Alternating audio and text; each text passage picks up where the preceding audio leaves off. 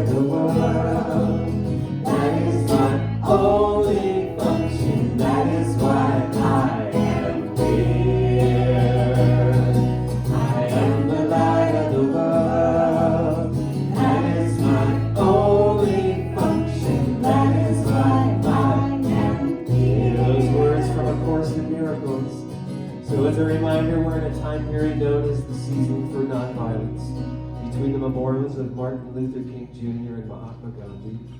Not that every moment isn't a season for nonviolence, but it's a time that we get to focus our attention on it and give ourselves that important reminder. Here we go again. I am the light of the world.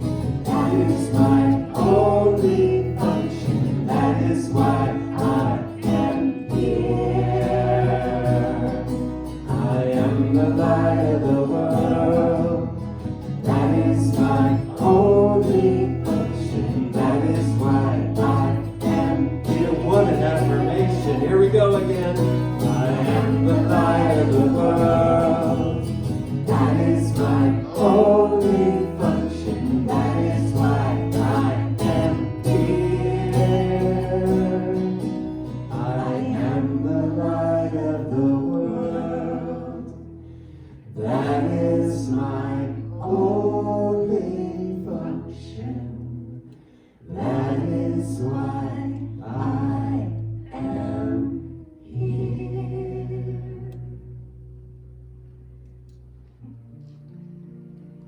As an intentional spiritual community, the purpose of CSL is to be a living environment for individuals to realize that we are all unique emanations of God, the love intelligence governing the universe.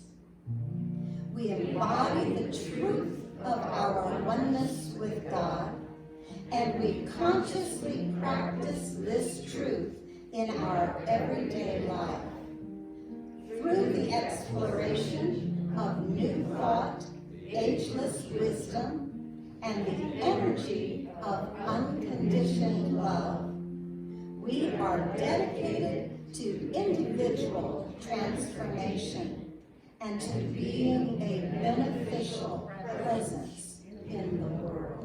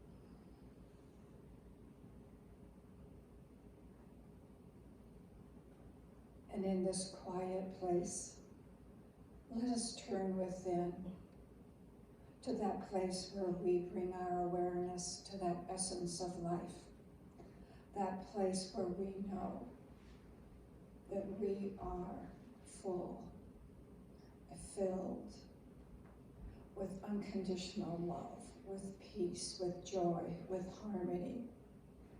That place where we bring our awareness, knowing that God and I are one. And as we experience this essence of life flowing in and through and as us, I recognize that there is only the one life. This life is God's life. Life is perfect, whole, and complete. And it is our life. And in this essence is all the joy, the wisdom, the peace, and the harmony of the universe. This is the mind of God expressing in all of our affairs. And this is the truth for each and every one of us. It is in this truth that I speak this word for each and every one of us. And I call forth all that is God ordained as each one of us. For in God's mind, we use God's mind to align our life in all of the divine attributes that are our divine heritage. In this mind, we think with infinite possibility, with unconditional love, and we think with forgiveness. Today, we set our intention to make life-affirming decisions, life-affirming choices that are in alignment with the truth of who we are. And with these choices, we make ourselves who we are expressing in this world.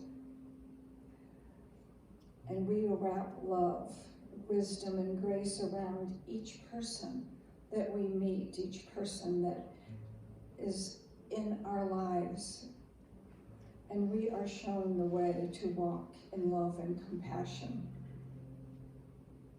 How wonderful it is to know that we are being guided and directed, that the wisdom of Spirit is right where we are, guiding and directing in our life choices for life-affirming, wonderful, joyous expressions of a beautiful life.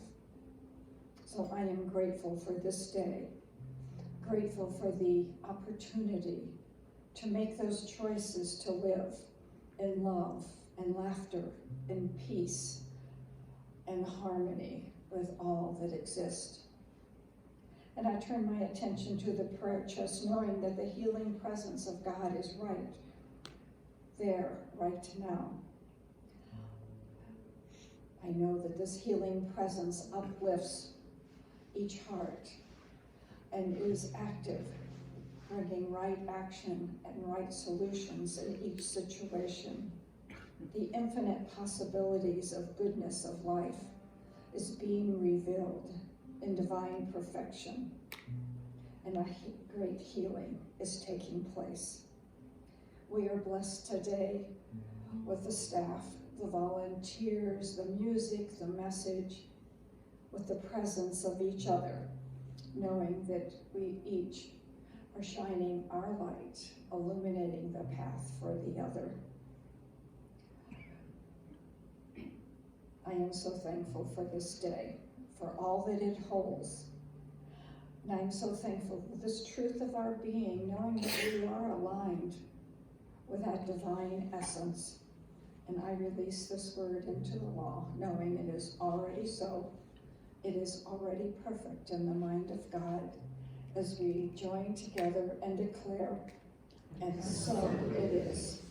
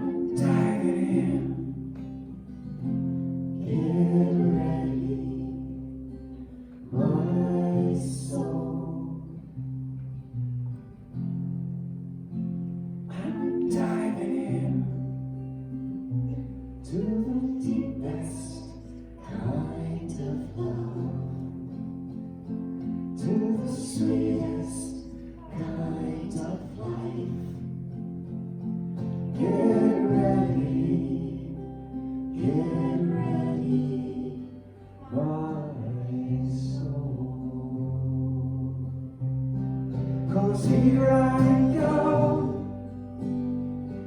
Deeper, deeper, deeper than I've ever been before. Here I go. Closer, closer, closer to my sacred source. Here I go. Deeper, deeper, deeper than I've ever been before. Here I go. Closer, closer, closer to my sacred source.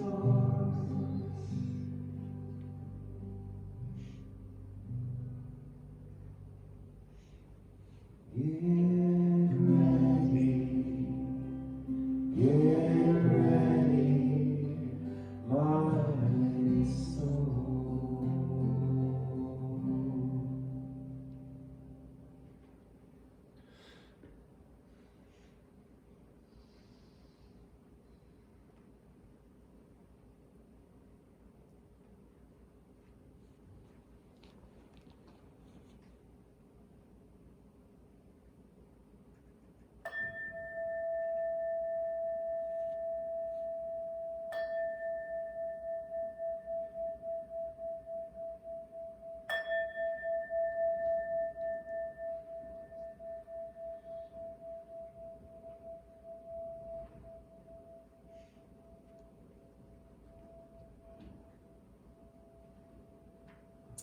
Welcome to this spring, beautiful day. If there's anything that is heavy on your heart, please, the prayer chest is down the stairs to the right. Please leave your burdens or challenges here, and the practitioner will do a affirmative prayer on your behalf this week. And from J.K.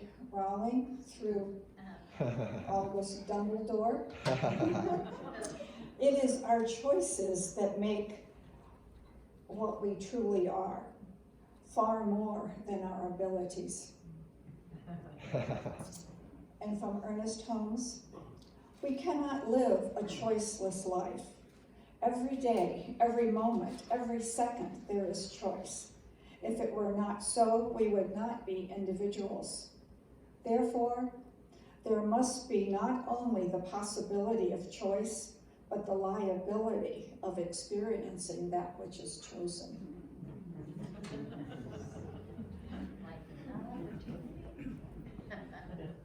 Well, as Brenda mentioned, we are having our annual meeting, business meeting for the center today, and I'd like that we get to remember once again another opportunity to recognize that we're co-creating this center and our lives like every day together. Our COVID pandemic time together has further pointed to our being together for this time. As well, we've seen again that the whole planet is connected, all of us navigating through another day on planet Earth together. How comforting to recognize that we're all in this together.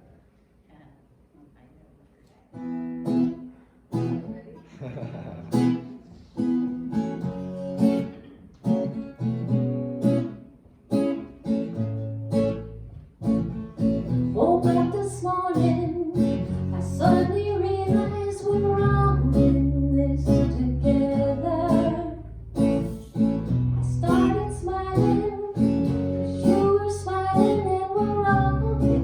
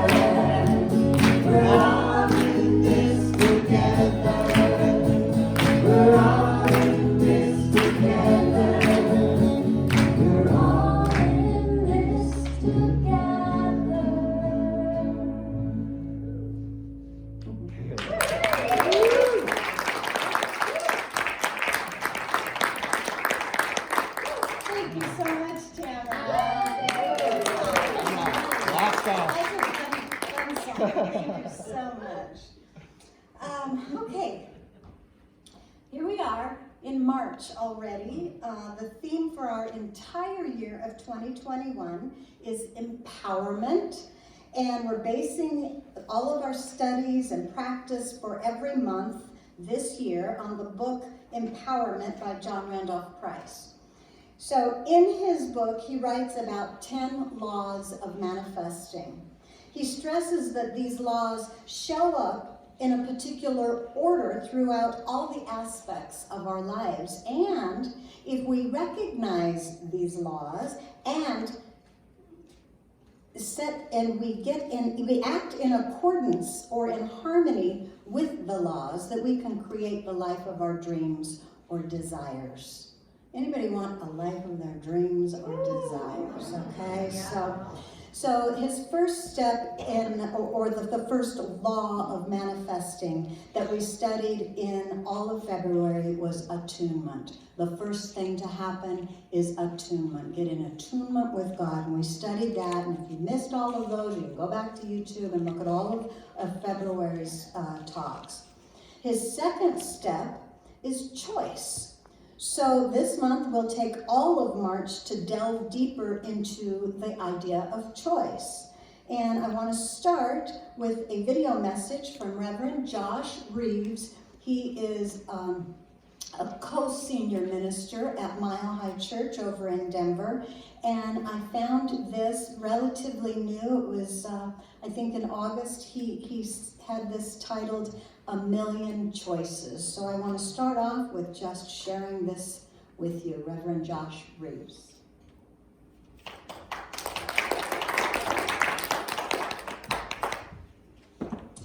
So I'd like to invite you this morning to think about the biggest choices that you've made in your life. I think about my choice to move to Colorado from California. I think about the choice to get married to my incredible wife, the choice to be a dad. I think of the choice that I made in my teenage years to pursue practitioner training in my early 20s to become a minister. And it may be that for many of you today, there may be a big choice that's in front of you that may be challenging for you. And what I'd like to invite you to consider today is that your spirit has already made the choice. You've simply yet to acknowledge it. There's a scene in the HBO show called Boardwalk Empire, and it's about the rise of the mob in the early 1920s during Prohibition times. And Nookie Thompson is talking to Arnold Rothstein on the phone, and he has this big decision to make. And it'd be a more spiritual story if the decision wasn't whether or not to whack somebody, but that's the story. And Rothstein says to Nookie, flip a coin in the air, and when it's in the air, you'll know what side you want it to land on.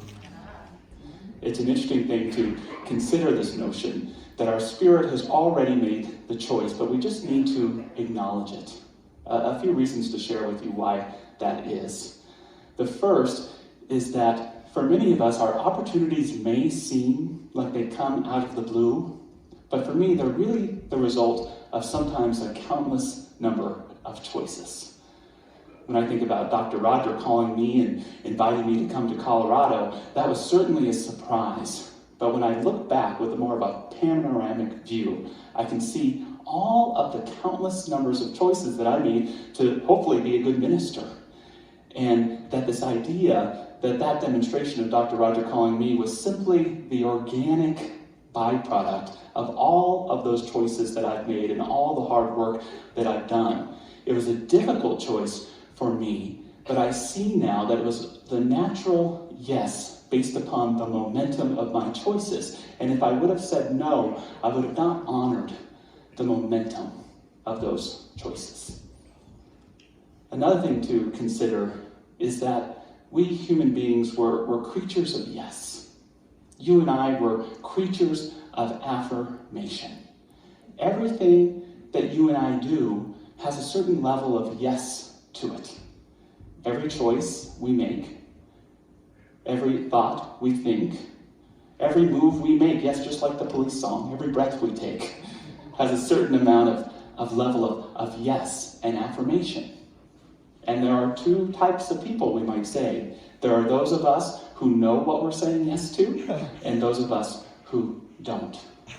It's a powerful and sometimes humbling exercise for me sometimes to, at the end of the week, say, of all the choices that I made this week, what did they add up to?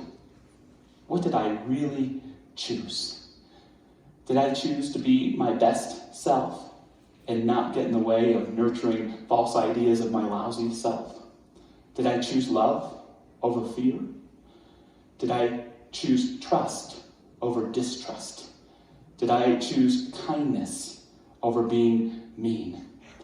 And to be honest with you, sometimes the answers aren't what I'd like them to add up to be. But to know this power of choice is with us is an incredible thing. It's a great exercise at the end of the week, at the end of the month, at the end of the year, at the end of the life. Who was I as a result of my choices? And did I choose to be and become who I wanted to be? See, for me, this is one of the most powerful truths of our teaching, the power of choice. To know that with one choice, you can destroy your entire life. With one choice, one swerve off the road, one negative intention, we can hurt our spirits. We can harm those around us. We can contribute to a world that does not work for everyone. And for some of us, we may look at our lives and see years or decades of bad choices, and we may stop and say, I've dug a ditch so deep that I don't know if I can ever crawl out of it. That's the negative power of choice. That's the fragility of choice and the vulnerability of what it means to be human. But there's another side to it. And that's just with one choice, you can change your life.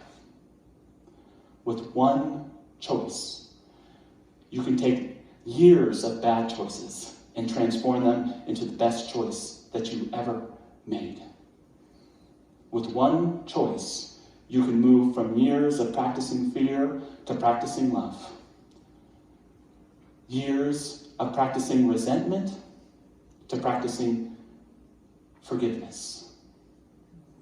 Years and perhaps even decades of practicing not love toward yourself, to embracing who you are as the precious being that God made you to be, with just one choice.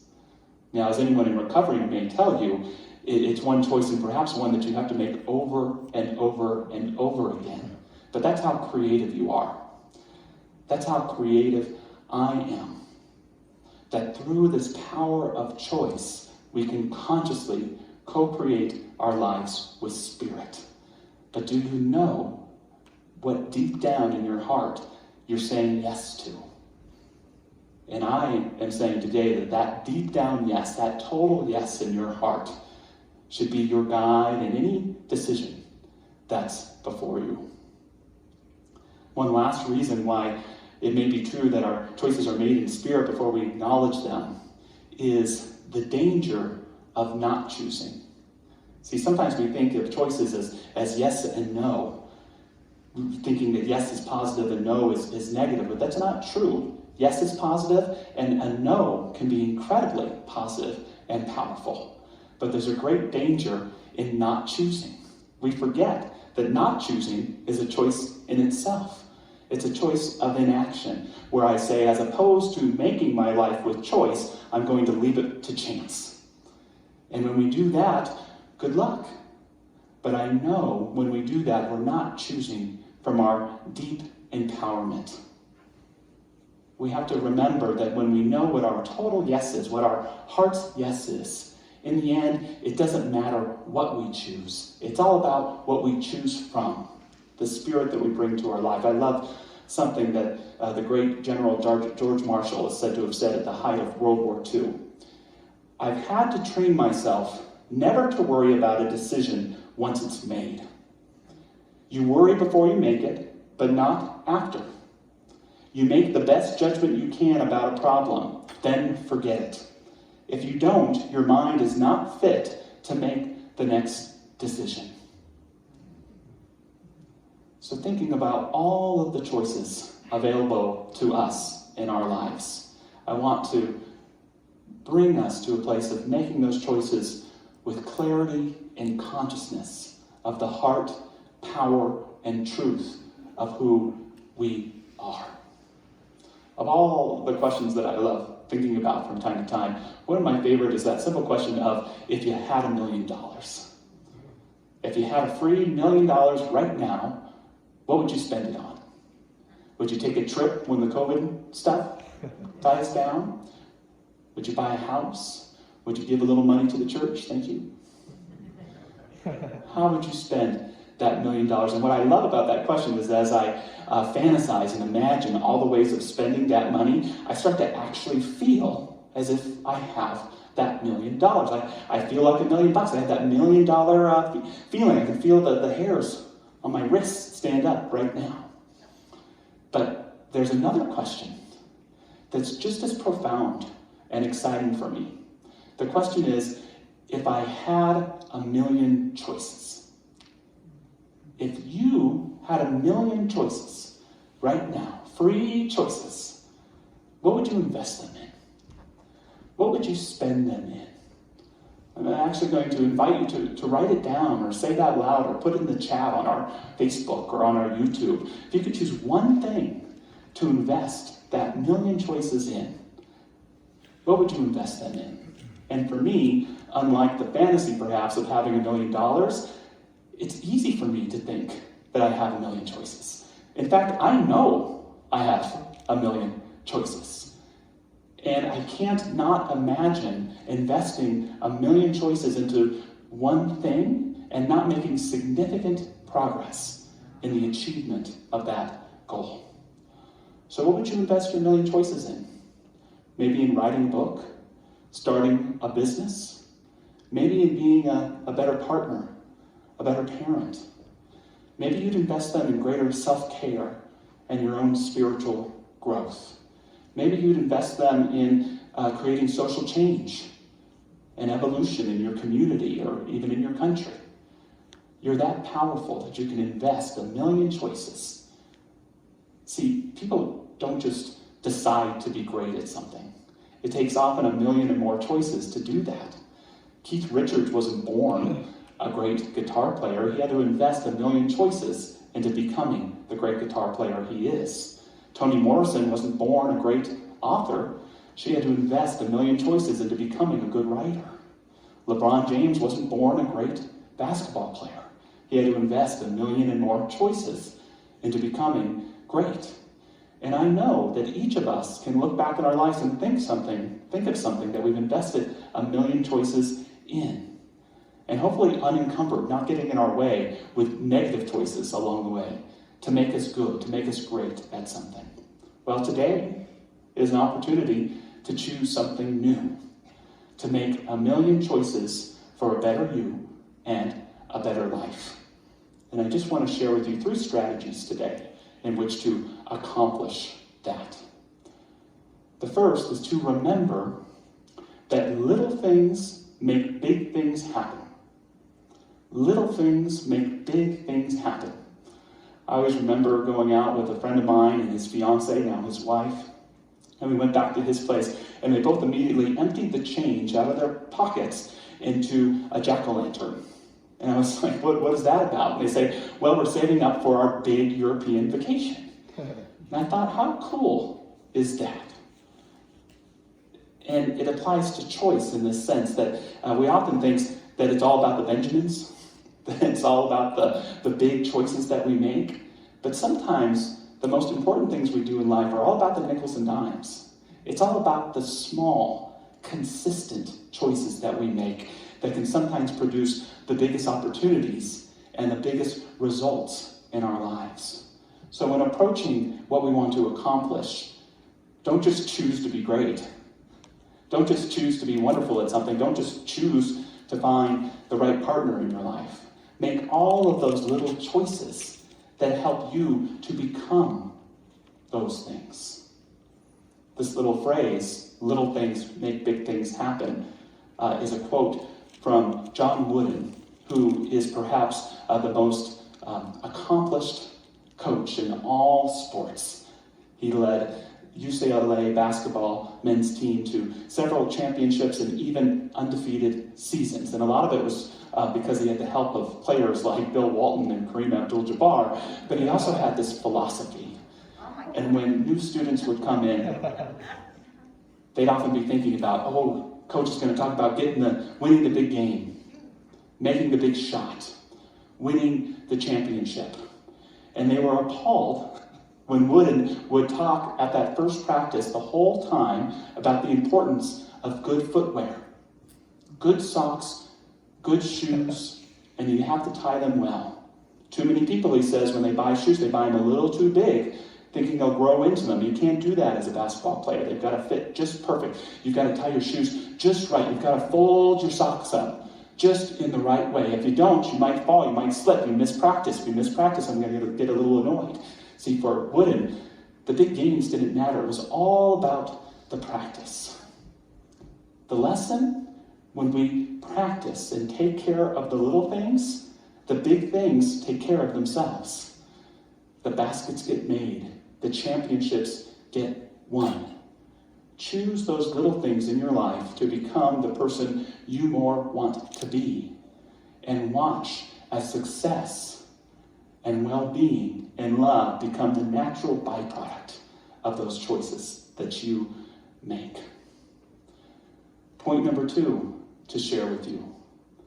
There is nothing you can't accomplish if you are willing to become who you need to be to achieve it. There is nothing you can't accomplish if you are willing to become who you need to be to achieve it. It's an interesting thing to think about what we want in our lives, but then to ask ourselves, am I who I need to be to receive it, to accept it? It's one thing to say I'm ready to meet Mr. Right, but if you're not ready to make the choices to be Miss Right or Mr. Right to meet that person, then they're going to pass you by. It's easy to choose to want to make your world a better place, but if you're not willing to become the person who's called to be a presence for that healing, that uplifting, that equality, then you're going to miss out. We have to remember that sometimes it's not what am I called to do, but who am I called to become that brings forth the greatest opportunities in our lives. I love the story of Clarence Jones, a great civil rights leader who didn't want to work initially towards civil rights. He had become, in the early 1950s, an attorney, and he lived in Southern California, and he was achieving some great success, and he bought a house with his wife, and one day a call came on the phone from representatives of Martin Luther King Jr. saying that King would be in Los Angeles soon and would love to meet with Mr. Jones. And Clarence's wife was so excited and set up the house, and so great to have Martin Luther King going. He was just building prominence, beginning the Montgomery bus boycott in Alabama. And Dr. King met Mr. Jones, and they spoke for a while, and Dr. King asked him to come and join his cause. We needed young black leaders to come and help us create greater justice and bring about greater freedom in Montgomery, Alabama. And Jones, like many of us who might live in a great place in Southern California, being invited to move to Montgomery, Alabama, said no thank you. I'm doing fine where I am and wish you well. Dr. King thanked him and left, and when Mr. Jones told his wife the story, she was furious with him. But just then the phone rang, and it just happened that it was Dr. King's people again, and they said, Dr. King forgot to invite you both to a Sunday message she's giving this weekend. And so Clarence's wife said to him, you may not be going to Montgomery, Alabama, but you're going to church this Sunday. And so they went, and Jones recalls there were seats saved for them right in the front row. And Dr. King got up that day and he said, the purpose of today's sermon is to talk about the importance of young Black leaders doing the work to help free their less fortunate brothers and sisters in the South. And Joan shared that it wasn't what Dr. King talked about that day, but it was his presence. It was who he is that shone so brightly and touched his heart so profoundly that at the end of the service, he went up to Mr. King and said, "When would you like me to move to Montgomery, Alabama?" And Jones would become the chief writer for the I Have a Dream speech that King would deliver just a few years later. It's not always what we're called to do, it's who we're called to become. Who are you being called to become more of in your life? A greater presence for peace, a greater presence for inspiration, a better father, a better mom, a better child, just a better human being. Know that all the opportunities around you, your spirit already knows them. Say yes with the courage to know who you are. I love how Oriah Mountain Dreamer put it. She said, what if the question is not, why am I so infrequently the person I really want to be, but why do I so infrequently want to be the person I really am? We must be who we are and know that there's no more creative power in this universe than saying yes to cultivating your spirit, your own divine qualities, and not shying away from bringing them to life. One last strategy point for us today, and that is, don't wait for your good. Engage with your good. Don't wait for your good. Engage with your good. Whether you know it or not, there is so much good all around you and all within you right now, ready to be cultivated. One of the greatest mistakes in life is to be waiting for something good to happen so you can finally be who you think you ought to be. Don't wait. Don't wait for Mr. Right or Miss Right to show up.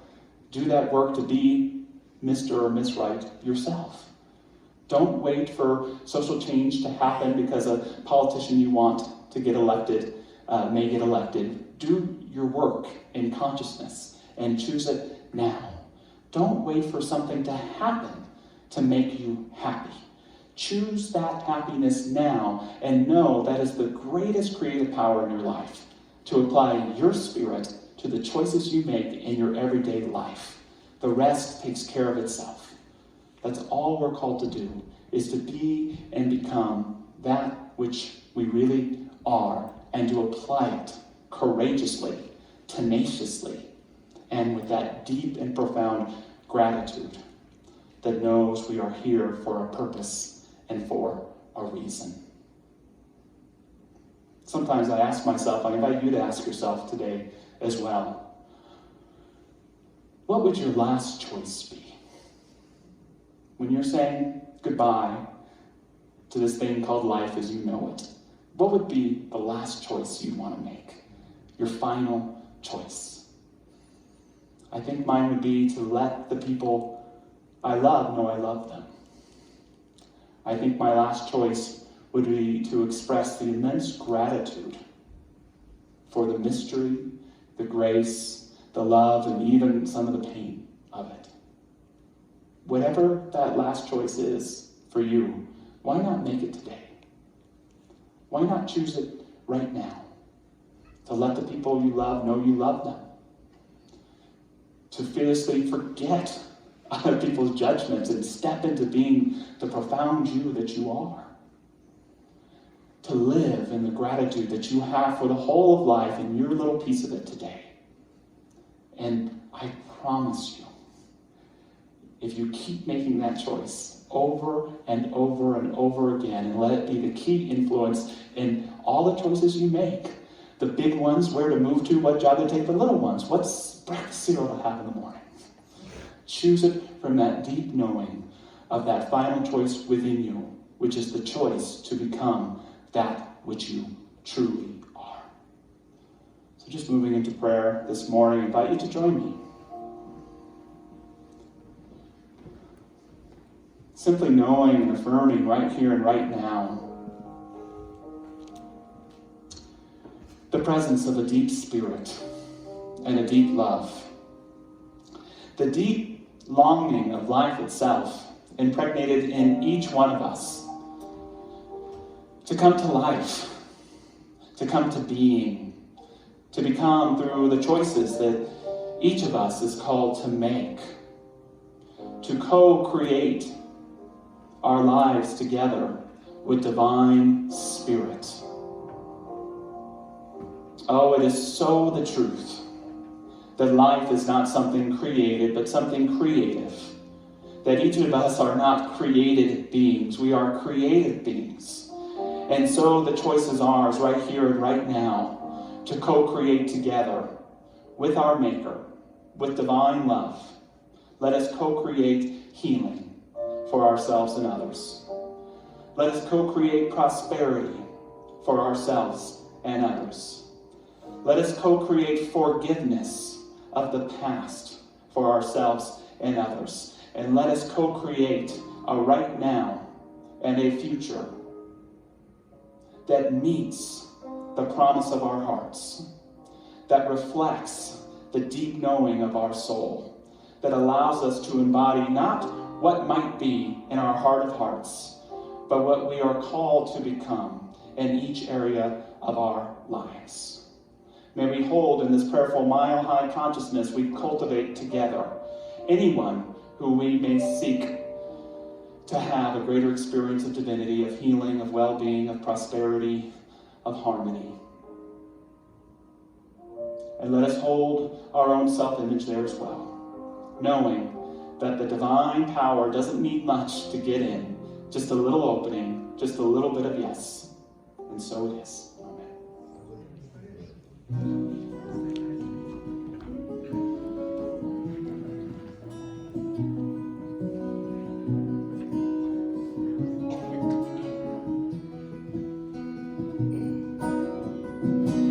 God, you are every mountain. God, you are every ocean. God, you are every canyon, every inch of earth and sky. God, you are every morning. God, you are every midnight. God, you are every moment, every second of my life. Everything I see, everything I do, everything I am is you. Everything above, everything below, everything I know is you. God, you are every sunrise. God, you are every moon glow. God, you are every star shine, every inch of earth and sky. God, you are every springtime. God, you are every snowfall. God, you are every season, every second of my life. Everything I see, everything I do, everything I am is you.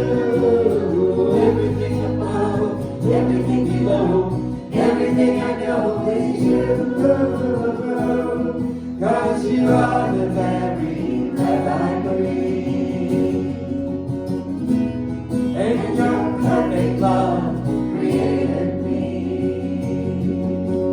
Everything I see, everything I do, everything I am is you. Everything above, everything below, everything I know is you. Everything I see, everything I do, everything I am is you. Everything above, everything below, everything I know is you. Everything I see, everything I do, everything I am is you. Everything above, everything below, everything I know is you.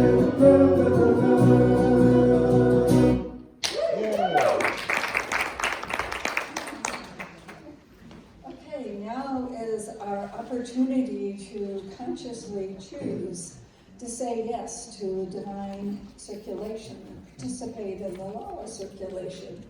So as the ushers come forth, I invite you to take your gift in your hand and know with me that I choose to participate in the law of circulation, knowing that my supply is unlimited, and as I give, I receive unlimitedly.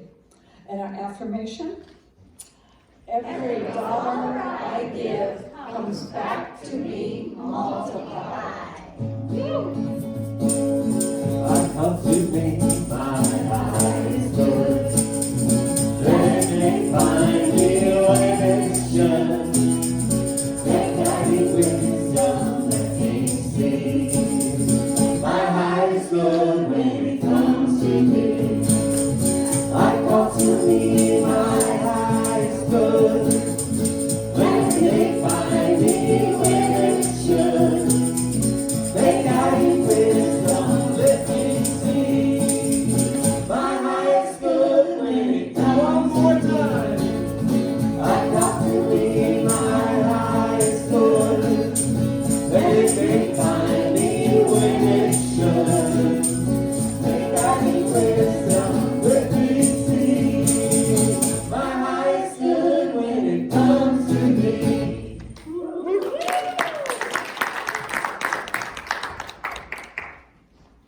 And these gifts are gratefully received as they go forth, increasing and multiplying the good in our church, our community, and our world. And so it is.